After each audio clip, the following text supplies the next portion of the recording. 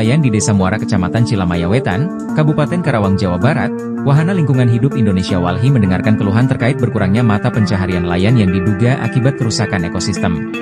Walhi didirikan pada tahun 1980 dan bergabung dengan FOEI pada tahun 1989. Walhi adalah lembaga swadaya masyarakat advokasi lingkungan hidup terbesar dan tertua di Indonesia. Bertempat di kediaman Sadeli yang merupakan ketua kelompok usaha bersama KUB Nelayan Desa Muara pada Rabu, 16 Oktober 2024. Sekitar 200 nelayan didampingi kuasa hukum Haji Elyasa Budianto berkumpul dan bertemu dengan rombongan Walhi untuk membahas rusaknya ekosistem yang diduga akibat dampak aktivitas pembangkit listrik tenaga gas dan uap PLTGU PT Jawa 1 Power JSP.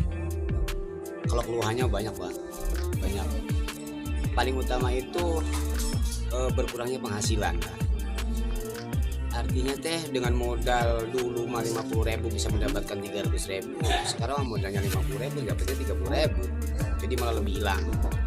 Jadi hal-hal semacam itu. Jadi kita berharap ke depan itu bisa ada untuk pemulihan mata pencaharian nelayan lah untuk Muara gitu, biar tidak menderita bertahun-tahun gitu ya.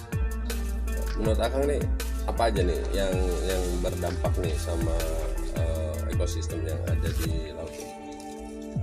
Salah satunya adalah sedimentasi.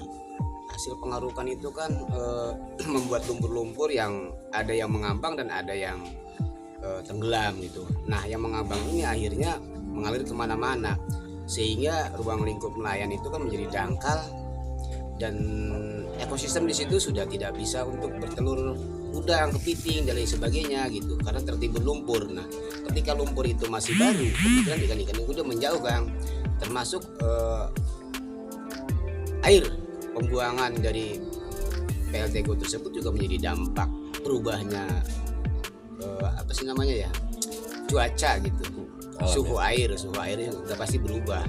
Maka dari situ kan berarti tidak betahnya ekosistem yang ada di situ gitu hingga menjauh. Tadi dibahas ya terkait air Sungai Cilamaya ya. Sungai Cilamaya juga itu menjadi salah satu faktor juga, Kang. Itu kan sekarang udah menjadi hitam banget gitu. Dulu pernah dipertemukan dengan KKP, katanya ada penanganan juga, tapi ternyata ya masih begitu terus sampai sekarang. Ini kan satu kendala lain itu kenapa? Biarpun kita usaha di laut, tapi kan air itu kan yang dari kali mengalirnya ke laut gitu lah.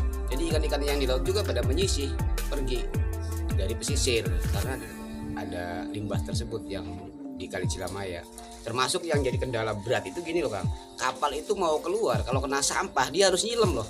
Kalau kapal muara nyilem itu dalam artian untuk mengambil sampah di baling-baling itu dia harus silem. Nah, ketika airnya sudah hitam begini, lah gimana mau nyilem gitu loh. Jadi akhirnya kita paksakan bawa perahu itu dengan berat gitu. Yang ada sampahnya kita tarik ke laut gitu. Bahkan kendalanya ketika kita di baling-baling itu ada sampahnya karena tidak bisa menyilem, akhirnya mesin kita yang menjadi hancur gitu. Akibat beratnya di baling-baling itu yang ada sampahnya. Karena kalau kita nyilem pada kondisi air kali yang hitam begitu ya nggak mungkin juga gitu. Karena itu kan sedikit alergi gitu untuk kulit gitu kan.